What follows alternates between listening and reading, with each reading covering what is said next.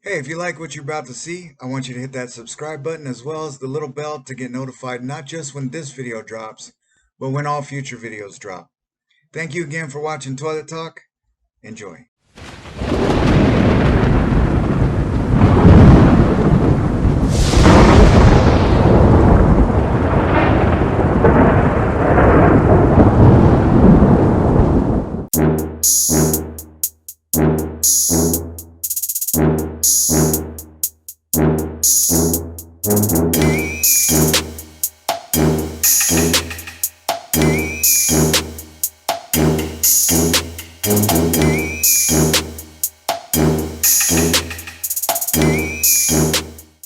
Hey, members of the nation, this is Cigar Chingon. Welcome to another edition of Toilet Talk. I got a special guest with me, Mr. Rob Jones, CEO, founder of Cigar Talk Podcast. How you doing, Rob? Man, I'm doing real good. How are you doing, brother? I'm doing excellent. Thank you very much for coming on the show. Man, I love that room that you're in. Is that your smoke lounge that you have? This is my smoke lounge. It's actually a 14 by 12 foot shed. I bought it about, 3 years ago. And I had a handyman or construction guy run electrical through it, insulation, sheetrock, paint it. We have an air duct system that blows air out. And then we have a badass air purifier system in here called Medify. And man, as you can see, I'm smoking in here, and there's like no smoke in here, dude. I was going to say, it's pretty hard, especially during the wintertime, if you don't have a well-ventilated place and stay warm at the same time. It's kind of hard. You're kind of at the... Man, here in Texas, it's winter and summer, brother. Yeah, that's very, very true, especially when it gets super humid. And yeah, I'd rather sit out in the cold than sit out in the heat. Man, I love that. So the show, how's the show going for you? The podcast? It's going good, man. Monday we came out with episode 85. Wow. And, we've met a lot of great people in the cigar industry through the show. We've had a lot of great guests. Some of my very memorable guests have been like Mike Rosales from Romacraft. Excuse me. Coach Briglin, who has won 2 national championships. We had just last week, we had David Lafferty from Dunbarton and Trust Tobacco, which is the Steve Saka line. I mean, the list goes on and on. We've been very fortunate and very honored to have a lot of really good guests. And, that's one of the main things that our show does is have guests. So, me and Bryant, my co-host, do the show every week. I've got a few backup guest hosts. So when Bryant can't be here, we have some regular people who fill in for him. But for the most part, it's me and Bryant talking about what we're smoking right now. Our past 3 favorite cigars. So we have our pick 6 every week. We do a giveaway at the end of the show. And so, we're honored and humbled by, how fast Cigar Talk has grown.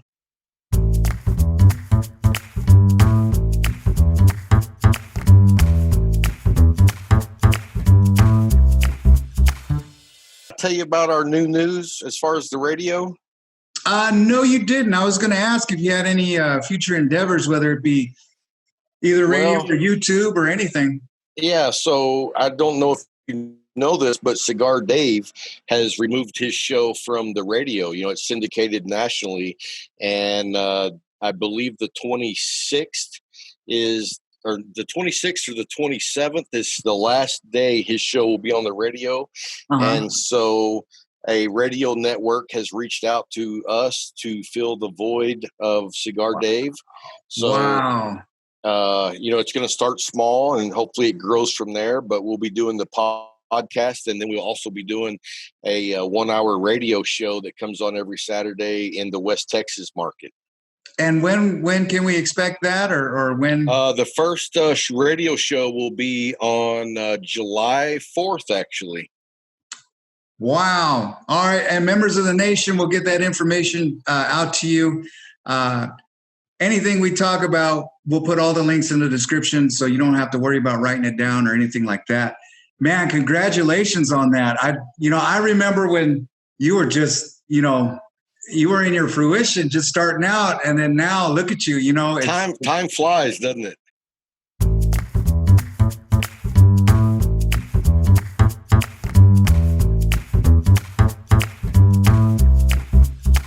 Yeah, it's an adventure. It's time consuming, but it's not work. Passion. Yes. Absolutely. I mean, if you don't enjoy it, it's funny because I work a regular job and I enjoy what I do, but I'm always looking forward to my weekend, not because that's the time I take off and, relax. That's the time I get to continue working on something that I love.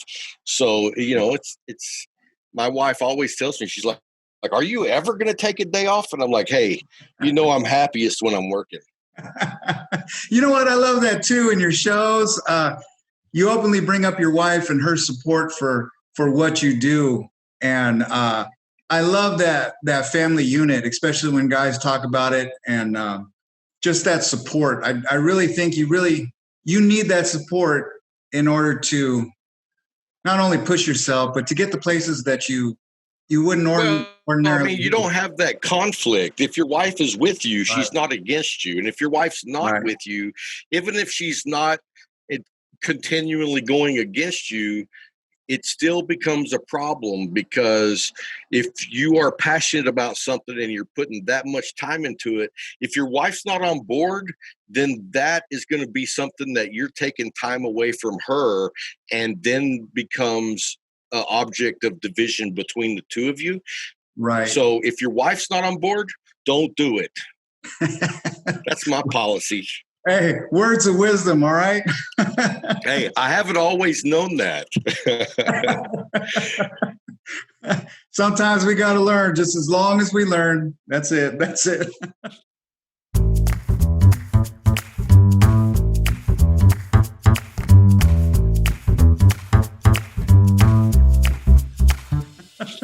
Hey, you and Bryant, you guys are one hell of a duo on the show.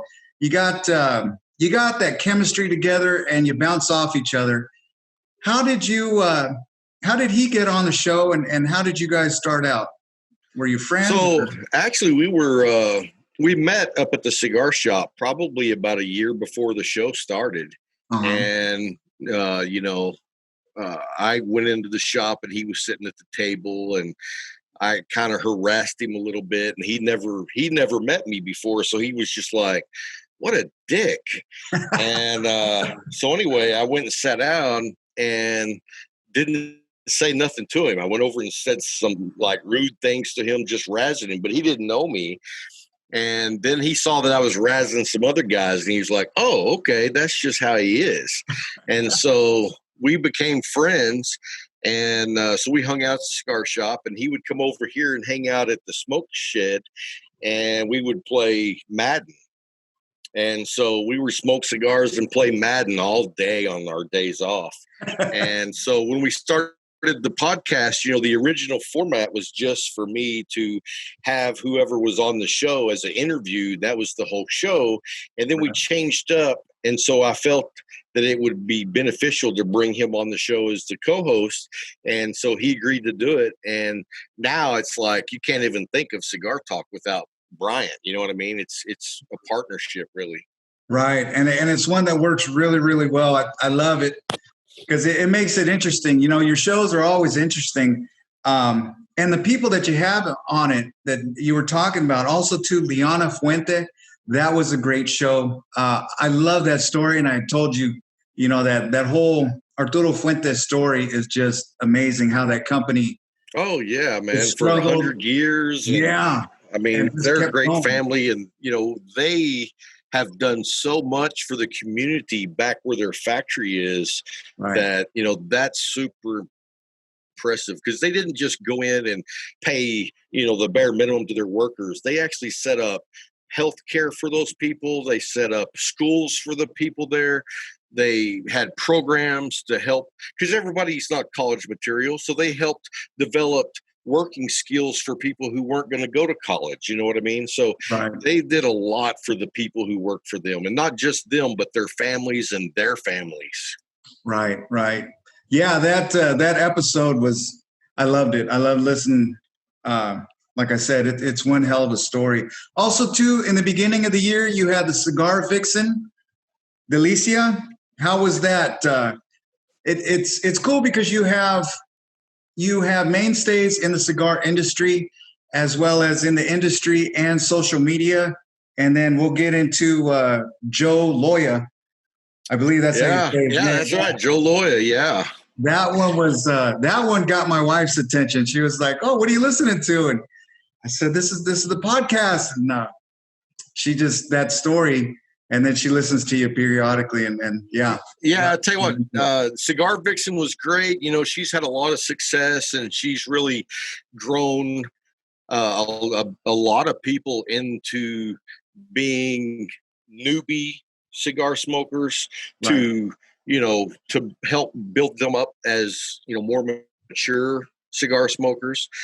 She actually does coffee now. And it's funny that you bring her up because she's actually going to be the first guest on the new radio show. Really? Yeah, I reached out to her. I thought it would be just kind of cool to have her back on the show, but for the radio edition. Right. And so go ahead. Oh, no, I was just going to say how exciting that is.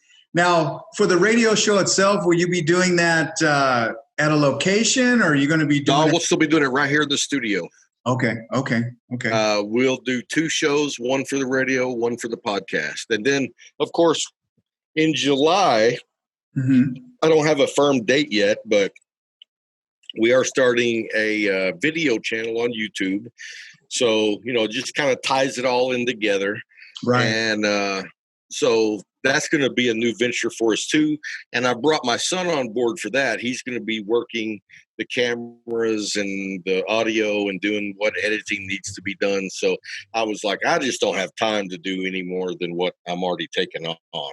It gets pretty consuming, especially when you got to edit videos and yeah, it can be time consuming. So. Absolutely. Great though. Keep it in-house and with your family and all that. I love that. I love success stories. I really do. And watching you, like I said, just go from start to where you are now has been a pleasure.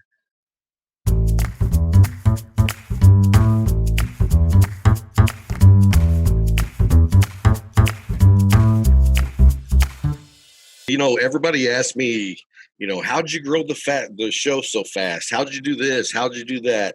And the answer that I give everyone is, you got to roll up your sleeves and put in the work. Yes, you do. Yes, you do. If you want to start a podcast tomorrow, man, I give you all the best wishes in the world. But if you're not willing to put in the work, then you might as well find something else that you enjoy. Because even if you're passionate about it, you know this, it takes a lot of work behind the scenes. Yes, it does. Just for whether it be a 30-minute video or a 30-minute podcast or anything, just like I said, all that editing, I have a new appreciation for it. And well, you know, I got a friend of mine that does a show called the Straight Cut cigar show out of Arkansas, and he loves doing audio editing. And I absolutely hate audio editing. I'm like, I would rather do so many things than do audio editing. But, you know, he enjoys it. I do not. And so, you know, it makes it easier for him because he don't mind. But that's to me the worst part is doing the editing. Right. It was funny. The last interview I did on this show, we were talking, and he ironically he was saying, you know, he appreciates the creativity on the video side, but at the same time, his creativity in his songs and all that is just, you know, off the charts. But everybody has a lane. And when it comes together, it's a beautiful thing. It really is. Absolutely. I mean, and don't get me wrong. I mean, when I started, I had no idea how to edit audio. So, me too. You know how that goes. So, I mean, and that's part of the work. I mean, I listen to some people's podcasts, and I'm a member of several podcasting groups. And, you know, a lot of people ask me to listen to the show and give them feedback. And I'm like, okay, number one, you need to invest in some better equipment. Number two, Right. you got to learn how to edit because your show sounds like crap. And it's like, if you ask me for my opinion, I'm going to give it to you straight up because I'm not helping you if I just pat you on the back. Exactly. Yeah. So that's part of the hard work, you know. And you know, I've gotten a lot better at video editing. Whenever I started to edit an hour and a half show, took me 3.5 to 4 hours. And but I wanted it to be perfect. You know what I mean? Right. And Yeah. I've learned it doesn't have to be perfect as long as the quality of the sound is really good. Yeah. And, you know, now I can edit a show probably in like 45 minutes to an hour at the most. So it's gotten a lot better with experience. I was going to say your show's I mean, it is just fine tuned, you know, and I remember them earlier shows. Shoot, look at my earlier stuff. It's like, oh my God. And hey, it's rough, huh? Oh my God. You know, even a year from now, I want this to look somewhat, you know what I mean? I just want to keep going. Man, you want to keep getting better every week. That's what you strive for. Yeah. It's and, you know, it's like, you know, anybody can get on and do content and you're not competing against everybody else. You're competing against yourself can I make my show better? How do I make my show better? And everything that you discover that you can make better, you owe it to the people who take the time out of their day to listen to your show to make the best quality product that you can. You know what? That's 1,000% true. And I'm just going to take a guess here, my personal opinion. I don't believe that there's a lot of people with that thought into it. That's kind of old school values going into the new school way of doing things. And yeah, I really appreciate that comment. That's you got to give back, you know, because people are actually just stopping what they're doing just to focus on you and your show. And hey, they got a million choices. Why should they pick you? You know what I mean? Yes. But so I look at it as I want to make the best show possible. And, you know, I'll tell you this, me and Bryant have recorded a show on Friday night and I call him the next day. Hey man, I need you to come back over. We're going to redo the show. And he comes back over. We re-record the show. And he's like, how come? Something go wrong with the audio? And I'm like, nah, man, the show just wasn't good enough. Yes. I've done that before. And so, I mean, that's dedication that it takes. And I'll be honest with you, the last show we did 3 times before we released it. Oh, wow. And we actually did it once and we had some technical issues. So then we did it again and again had technical issues, but in a different way. And I was like, man, I can't do another one. Can you come back tomorrow? And he was like, yeah. So he came back the next day and we redid the show. Wow. Now, since then, I got rid of a piece of equipment that was causing issues, and we got a new piece that's good to go. You know, that's another thing, too. I learned my equipment. Equipment is key. It definitely is, you know, and doing videos and pictures and things like that, I have to get new platforms that'll better accent that, you know, and it's just a whole new deal. But speaking of pictures, man, your pictures that you post on Instagram are just, I mean, I love looking at those. It's just professional, great pictures. And they're before my current career, I was a photographer for like 15 years. Yes. So, you know, the thing about it is I try not to make them too elaborate because I think that people are like, oh my gosh, quit trying so hard. But I can't just take a regular picture. It's just not in me. I have to make it as best as I can. And so, but you know, used to, whenever I was first getting started, I posted 3 to 4 times a day. Now I'm lucky to post once or twice a day on Instagram just because Cigar Talk keeps me so busy that I don't have time to be messing with it as much as I used to.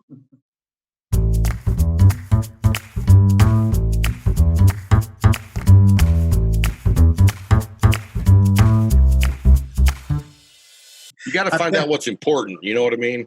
I know you got to stay current. That's and right now so many things are going on. It's just left, right. And you just, it's almost every hour. You got to stay posted. But yeah, how has COVID and all this affected you in doing these shows, or in the cigar industry in general?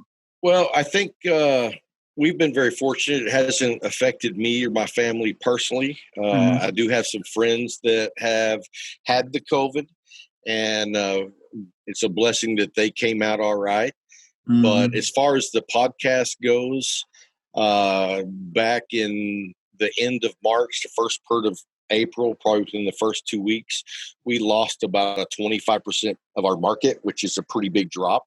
But since then, last month, we came back strong and had our best month that we've ever had.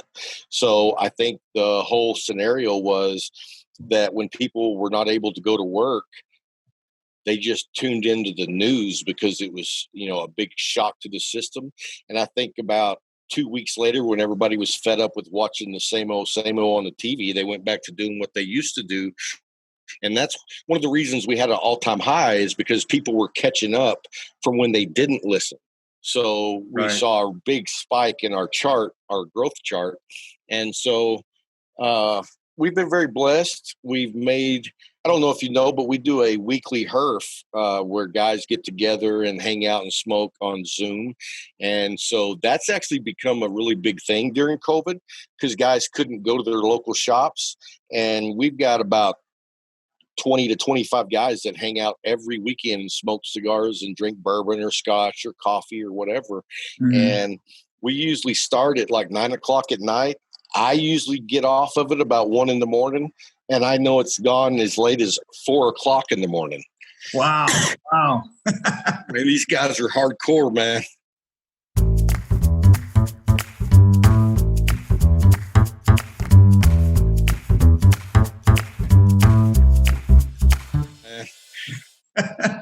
I'll tell you what, cigars, I've found personally have been one of the best social lubricants out there.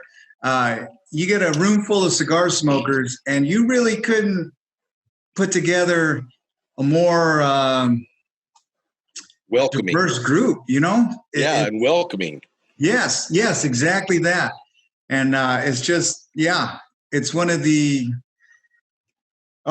best environments I've ever walked into, anywhere I go, anything. I remember in South Carolina, my son had just got out of basic, and we visited a cigar lounge out there, and it was pretty cool. They had a little humidor, and then they had the storefront, but in the back they had an open bar with a smoke lounge, and it was just a really nice atmosphere. Everybody was good. We were total strangers, but we had cigars in common, and then from there it blossomed. So I don't know, isn't it great? I mean, the cigar community itself, I mean, it's just so welcoming. But also, I mean, you can be from any walk of life and fit in the cigar group. You know what I mean? Yes. And very so that's a very rare quality of any community, that anybody can be a part of it. Right. Very true. Which one of your favorite cigar lounges to go to? Well, of course, I have my local shop, The Leaf. I'm a big fan of the train car out in Big Spring. I went there just a couple of weeks ago. And then going towards Fort Worth, I really like the Paladin, which is in southern Fort Worth. I like Pop's Safari and Cigar Club in over by TCU in Dallas. Right. And then I really like the Silver Leaf downtown. I go to Michael's on occasion over in Keller, and then over in Dallas, I go to Renegade. Underground too, in that area. I've never been to the Underground. Really? I've never been to the Underground. I've wanted to go several times. It's a great place to go. Good group of guys, and I'll tell you another shop I left off. I haven't been there very often, but I love it. Is Tobacco Junction in McGregor. Yes, that is the place to go. Beautiful place, beautiful selection, and then across the street you got the Italian restaurant, and then also a barbecue place around the corner, I believe. Yeah, Coach's Barbecue. Coach's is fantastic. That's it. Tobacco Junction. Yeah. And if But they I don't, love their lounge because it is so comfortable, man. it And the is. layout is perfect because you got groups of four, and it's just, Yes. you go in and you're in there with everyone, but you can actually sit down with just a small group and actually conversate and enjoy your time. So I think it's a really great lounge, even though I haven't been able to go very often. It's a great place to go, especially during Christmas. Yeah. They'll put up a huge Christmas tree in there. Sometimes they'll hang it from the ceiling. Oh, nice. But yeah, it is. It's got that. I love it during Christmas. I love that time of year, regardless. But it's really, really nice. Now, Also, I will say this. Another place that you actually turned me on to was Marigold's down in Brenham. That's correct. Yes. That's a great shop, man. I haven't been back since that one trip, but it's only, it's 5 hours for me. But if it wasn't 5 hours, I would be there more often than I go some other places. That was a surprise walking in there, just that decor and then the music. I loved it. I was just intending to go get a cigar and then walk out, and then I saw it and I had to smoke one there, and it was a pleasure.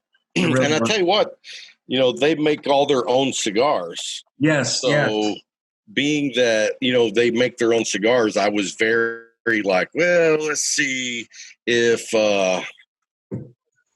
these are going to be any good. Right. And dude, he makes awesome cigars. I was very impressed.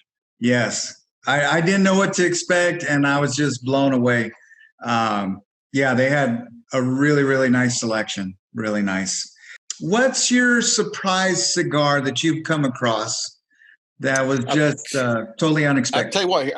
I'll tell you what it was. It was a Alec Bradley Rare and Fine for 2019. Did you get to have one of those? No, I didn't. I don't think so. It's a box press. I think it's probably about 6 1/4 by 52, maybe 54. Very nice, elegant smoke. I mean, it's got nice complexity. It's not for a beginner smoker for sure, because they're not going to appreciate it. You really have to have a nice palate to enjoy that level of cigar. I mean, if a newbie smoked it, they're going to be like, wow, I paid $22 for a decent cigar. But if you can really enjoy the complexities and the construction, I thought it was a value cigar at $22. Right. If ever I have a new smoker, I usually give them something infused, something with a good taste to offset anything else, and then gradually they'll gravitate towards a more traditional cigar. Yeah, I agree 100%. And and always eat before we smoke. That's it. Do you do that now? It depends what I smoke. Like if I have a big block, like a 770 or something like that, I'll have a big meal and I'll enjoy it. Or if I have a Ligero or something like that, I'll definitely. See, I don't have to eat ever. I just when you smoke cigars all day long, right. I think the one I just smoking right now, this is probably my 5th cigar today.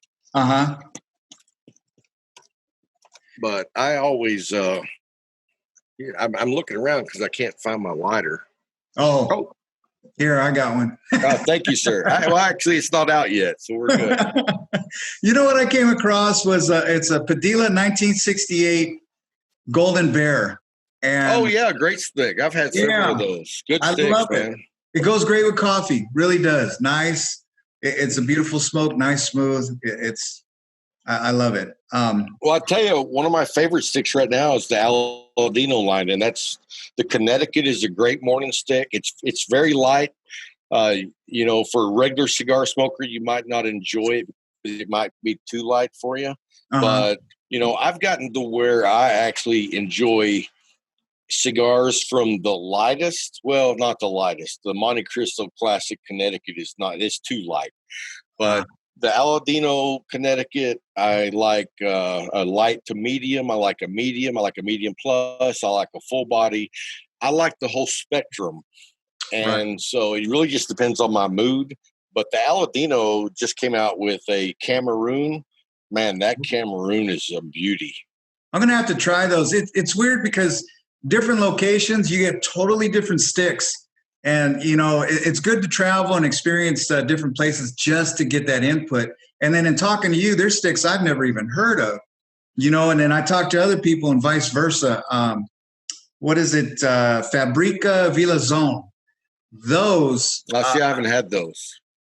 I think my buddy got them off of Cigar International. And man, it's just it's an everyday stick, but it holds its weight. I mean, it's a really good one. Comes in natural and Maduro, and it's a beautiful smoke. It really, really is. And do you like it in the natural and the Maduro? I gravitate more towards Maduro, triple Maduro. I really love Connecticut's. I'm really, really finicky about them. It's really hard for me to find a Connecticut I like, I tell you, the Connecticut you need to try is the La Galera Connecticut and the McAuliffe Connecticut. Both of those Connecticut's are very good. Right. I also like the Camacho Connecticut. Yes. I've had that.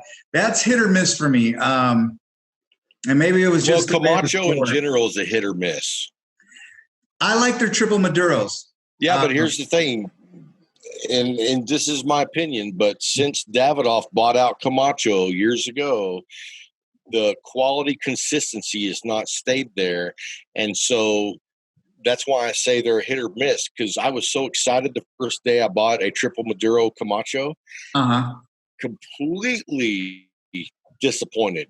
Really? It didn't smoke well. It blew up, and it was in pieces by the time it got to the band. In fact, I don't even know if I smoked it all the way to the band. I was like, this is a piece of garbage. I've had some like that. I'll just get maybe a quarter way down. I don't even know why I'm doing this, and then I just leave it as it is. I don't. If a cigar's no good, I don't want to put myself through that, because the time that you smoke a cigar is supposed to be relaxing. And if it's not relaxing, then why do it? Right. Exactly. No. Connecticut's in general are just the Camacho Candelas. I really like those. I'm not a Candela guy. Really? But that being said, I haven't smoked very many. It's the color green. I'm like, something's wrong, I know that's not true, but in my mental capacity, I don't like smoking green cigars. Right. The only one I think I've had really is the Filthy Hooligan. Yes. And I'm not a big fan. I've had those, and then I've had Arturo Fuente, and then the Camacho, and I think my favorite is probably the Camacho out of all those. So, but yeah, it's a different smoke, different taste, a little bit tart, but it's pretty good.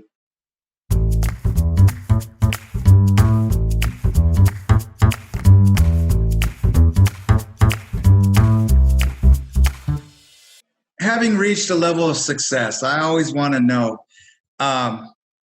what makes you different? What sets you apart from the average person? Everybody kind of has the same options to a degree, but there's people that excel, and you're one of them. What makes you stand apart from the average Joe? What keeps you going? How did you get to where you're at? Well, I mean, first of all, thank you, but I think you give me way more credit than I deserve, because, I mean, I'm just another guy just like you. And so I think the biggest part of being successful in something that you do is basically just sticking with it. Right. Because longevity is everything, especially in a market today where everybody wants instant gratification. Well, if something's worth it, it's not instant gratification. It takes perseverance to get to where you want to be. And so, I mean, I'm definitely not anywhere near where I want to be. So I can't say, thank you and for all that, because I don't feel like I am anywhere near where I want to be. I think we're on the right path, but I've been doing this for 18 months. You look at Cigar Dave, he's been doing it for 25 years. So, Right. you want to look around to see who you want to be successful like. And you look around, these guys didn't start yesterday. They started years ago. Right. Right. Yeah. It's that, like we were talking about, them old school values, I really think have a huge part in it, especially in just pushing, especially when you feel like things aren't going correct and not necessarily a failure, but you get in that slump and you're like, I could just throw in the towel or whatnot. And you just keep going. You're going to trip, you're going to fall, but you just keep going. Oh, And I'll tell you this, man. Last year, there were several times where my wife was like, you could just take the weekend off. Everybody understands you've done 30 shows in a row.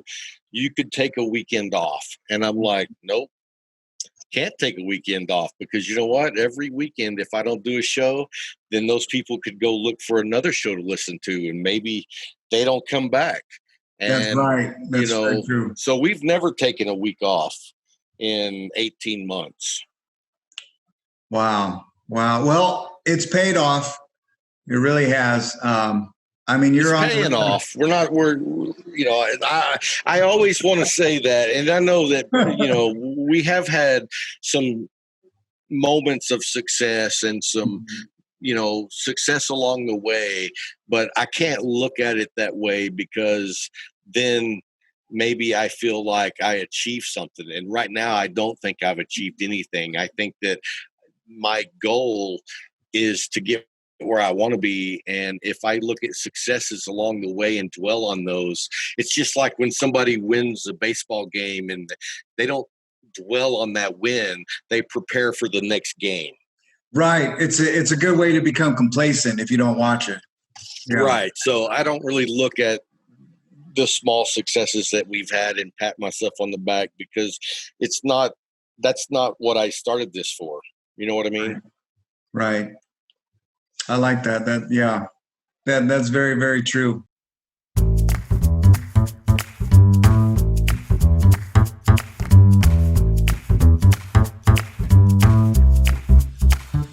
What is your least favorite thing about doing the podcast?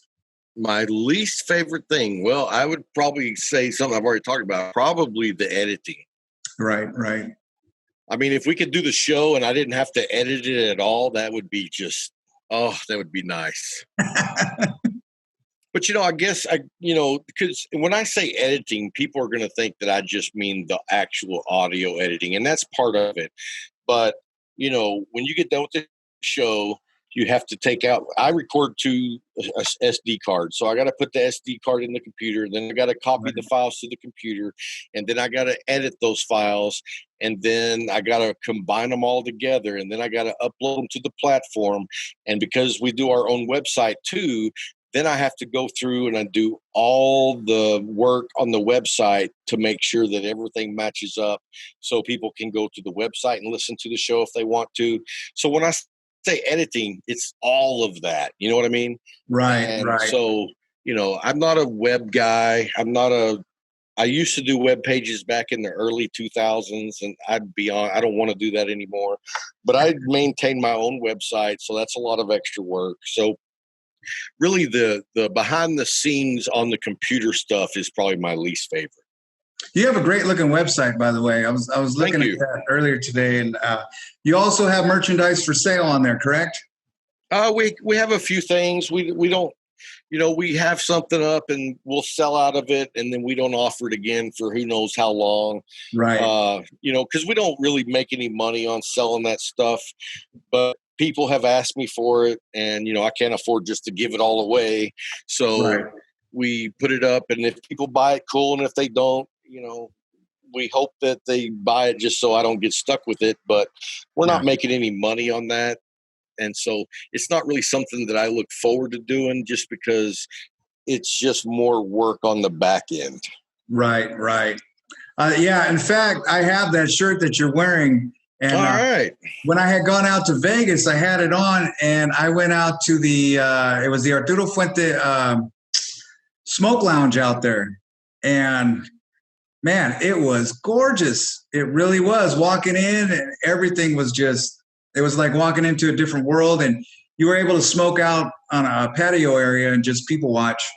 And it was nice. good. Great selection out there in Vegas. So I can't wait to go back. Yeah, I'm hoping that the TPE is a go in February, I believe, next year. Mm-hmm. And so if the TPE is going, definitely plan on going to that. Well, they did open up Vegas back. I don't know if it's at full capacity or not, but it is open. So at least with the spikes, I don't know if we're going to continue to be open like we have been the last few weeks. That's right. The governor, I think, was on the TV yesterday talking about that. So we'll see how that goes. We shall see. Yeah. It's a whole different world right now, and everything's just it really is. I mean, who thought we would see anything like this in our lifetime? I've read about stuff like this in history, but yeah, to live through it or anything like that is just I could have never have called it, in a million years. It's I don't know. In fact, I was talking on my last interview. It was we were kind of worried about the kids and what kind of world that they're stepping into. And, I'm not going to be around forever, and I'm not going to be there to. I'm going to be around forever, though. But, just to be there for the kids and all that, it's just, as a parent, it's pretty concerning. But oh, yeah, absolutely. Especially, you have younger kids. Yeah. And so, my kids are older. I have a 20-year-old son and an 18-year-old daughter. And, I think about that from time to time, too. But, man, think about your daughter was like third grade? Yeah. She'll be turning 9 here tomorrow, come to think of it. So yeah. So, I mean, think about that. Even 11 years from now, and think about 15 years from now, there probably won't even be cell phones anymore. I mean, people are going to be like, what do you mean a cell phone? I don't know what's happening, but something is going to happen. You know what? Even laptops will probably be antiquated by that time. It's I know in my lifetime, it went from cable with a clicker, and you only had like 3 channels and no remotes. And then now I talk into a phone to change my channel or watch a movie, Right. It's crazy, man. And, no more encyclopedias. It's all on the phone. Right. I mean, if you don't know something, that's because you're too lazy to look it up. That's it. I think that's the curse of having access to so much knowledge is just. Oh, it's definitely a curse because, we were talking about that the other day, and we all know what the political landscape is. We all know what the American landscape is. We have so much animosity. We have so much division. And I think a big part of that is if you went back 30 years ago, we couldn't be that way. But now we're that way because there's so much information available that not only is there so much information, but if you want to do your due diligence, not only you see headlines and you have to read the story just to see if it's true. And then if you want to know if it's true, you got to research it. And now I just spent 20 minutes researching something that I really don't even care about. Exactly. And just then to find out that it's not true, And then all it is it just leads you to another link to another, Yeah, rabbit holes get old. Oh, yes. I know, especially on Facebook, people just hit that share button. Oh, I know. I'm like, can you research it before you share it, please? It's like I'm 24/7 in living inside a National Enquirer. It is, man. It really is. It's yeah. And then people talk about it and it's like, hey, did you hear this? And it's like, oh, what now? But yeah, nobody wants to fact check anything.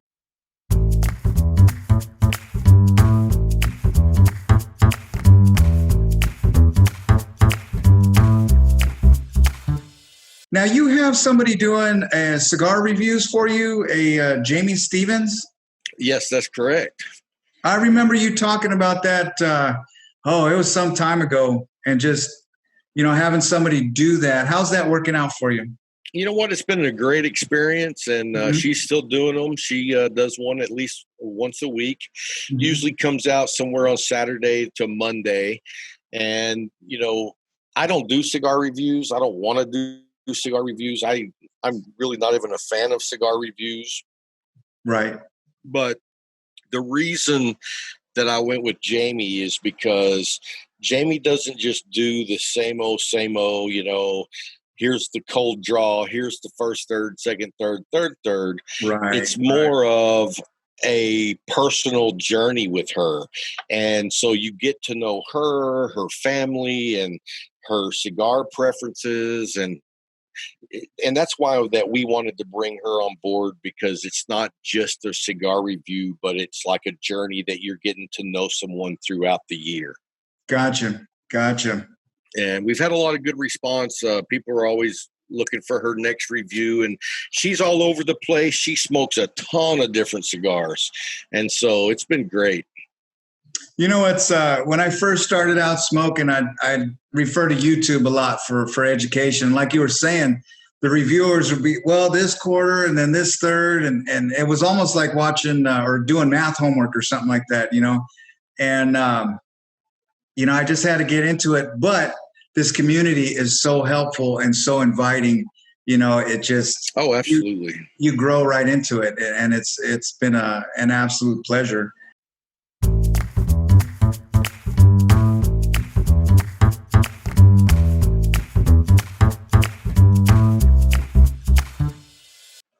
Do you plan on visiting any cigar plantations or anything like that?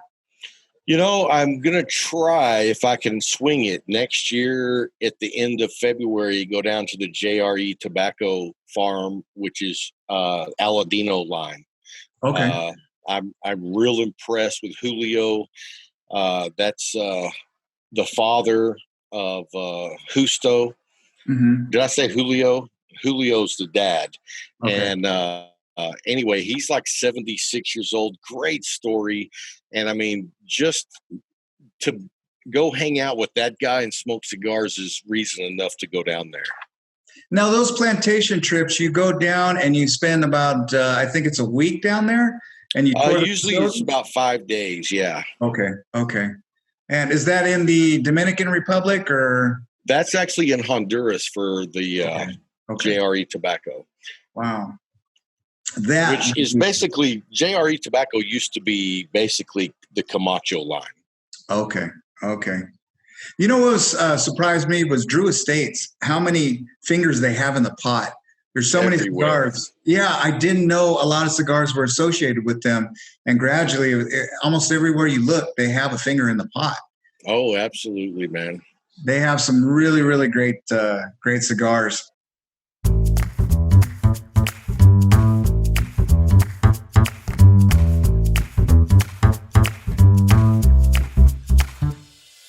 What got you into cigars? Me and a good friend of mine used to get together about once a month because we lived several hours apart, but we always got together once a month, and we would just go out and get an expensive cigar, not a good cigar, just an expensive cigar, because we didn't know anything about cigars. So we just thought, what, let's buy a really good cigar and hang out. And probably after about 6 months of doing that, I smoked a Christoph, and I don't even remember which one it was, but that cigar spoke to me, and I was like, wow, that is a cigar. There was that cigar that turned the light on for me. And ever since then, man, I've just had a passion for them. What's your opinion on Cubans? Do you think in general they're better than what we normally smoke? I think that's all relative on someone's own opinion. Mm-hmm. And so I can't say that Cubans aren't good or Cubans are better, but I can say that I don't care for them. To me, the Dominican Republic, the Honduras, the Mexican San Andreas, the Nicaraguan cigars, that's what I smoke. And when I smoke a Cuban, I don't really enjoy it. To me, Cuban cigars are a one-hit wonder. And what I mean by that is whatever flavor profile you start with, that's what you end with, to where on these cigars that are being blended, basically for Americans is a major profile. And I mean, also this, you think about cigars made in Cuba, cigars in Cuba are a lot like wine. And the reason I say that is because when you hear of someone talking about a really good year for wine, that's because the everything, the elements, the fuel, the soil, the weather, everything was just perfect, and it made a special year in wine. Well, that's how Cuba is. They don't have a lot of quality control, so whenever they have a great year, they have a great year. But there's a lot of years that are just average. And you think about the tremendous skill set it takes to blend a cigar that you love year after year after year and make it that same cigar. Right. That's a lot of talent, because, I mean, they're dealing with different weather, all these different variables that go into making a cigar, and they are maintaining a flavor profile for that cigar year after year. And that's impressive. And I know a lot of guys, they ask me, hey, do you got a Cuban? And that's usually the go-to. And then well, that's usually new cigar smokers. I was trying to find a nice way to put it. If someone asks for a Cuban, a Monte Cristo, or a Cohiba, they're not regular cigar smokers. Right. That, and then every now and then I'll get a text, and someone will be out of country, and they'll be like, hey, what do you think about this? And the band is so blurred, and, the printing is just going on. I had a friend go down on a cruise, and he was like, man, I'm going to buy you a box of cigars. And I was like, no, don't do it.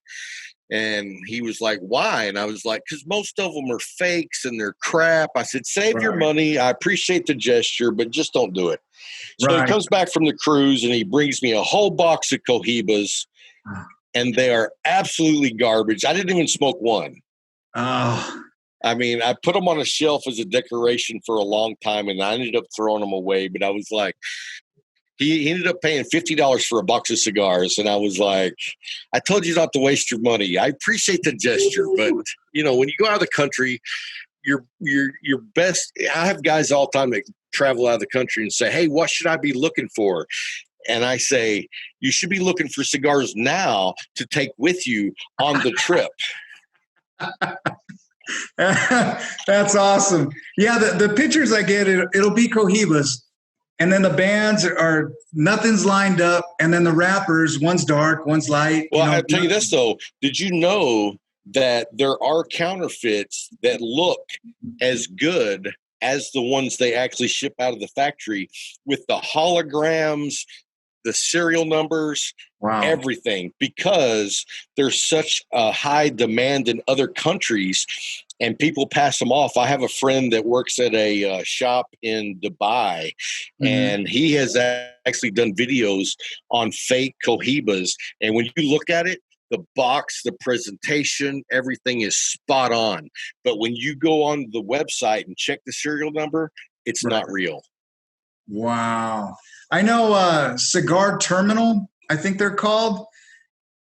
They sell Cubans, and the reviews have been pretty solid as far as what you get. Are they out of Sweden or Switzerland? I believe somewhere out in Europe, yeah. Yeah, that's usually where you can get a lot of Cohibas at least. Yeah, because you order for them, and then it's like 25 or 30 extra on the shipping. But then if it comes through customs and it doesn't get through, then you have to deal with that hassle as well. Right. But that's been the most reputable, at least online, that I've found. So, well, since I don't order Cubans, I don't ever worry about it. Excuse me. I've thought about it, but yeah, I'm kind of with you. I've had a couple in my life, and the most memorable was a Romeo and Julieta. Yeah. And it was toothy, and it had a really good taste to it. But other than that, I'd rather go with a CAO, a big block, or anything out of their concert series.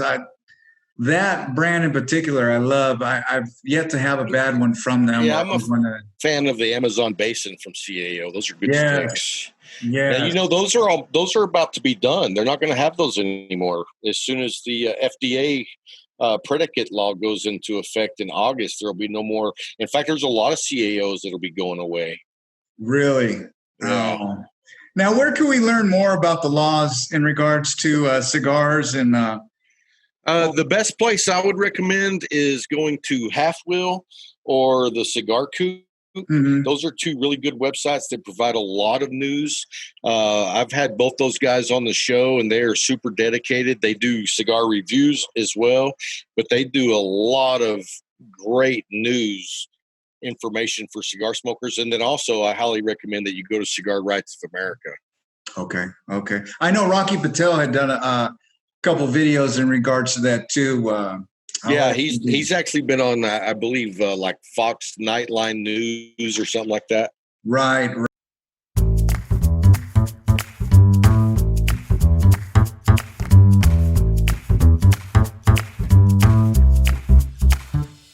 Who would be a dream interview for you? And you could go dead or alive. Anybody? A dream interview. You know, if I was going to have a dream interview, Mm-hmm. I would love to have David Gilmour. Pink Floyd. Yeah, Pink Floyd, guitarist. Man, that is, yeah. You don't know how many cigars I smoke while listening to Pink Floyd. You know what? I have, growing up, my mom used to listen to Bob Seger.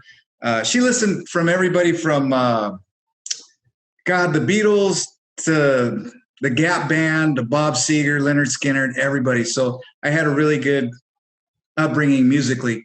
And, sometimes I'll just sit out, I'll dim the lights, and I'll put on the music, and I'll just enjoy a really nice cigar and just that's the way to do relax. it. Man, Pink Floyd, I remember I had Delicate Sound of Thunder. It was a 2-cassette album. And, man, that was – I never got to see them perform. Did you? I've never seen them perform. The only time I saw them perform was whenever me and a buddy went and saw the Pompeii reunion concert, but it was at the movie theater. We did not get to go to Pompeii. So it was great, though, man. In a theater, they had it cranked up, and it was amazing. And I think that David Gilmour is like one of the best guitarists ever. He has a completely different style than anyone, and I know there's a lot of great guitarists, so I'm not taking anything away from several other talented individuals, but his style just spoke to me. His style, I think, is unique in itself. He's got his own lane, and that band in general is just – there's nobody like them. Pink Floyd's its own genre almost.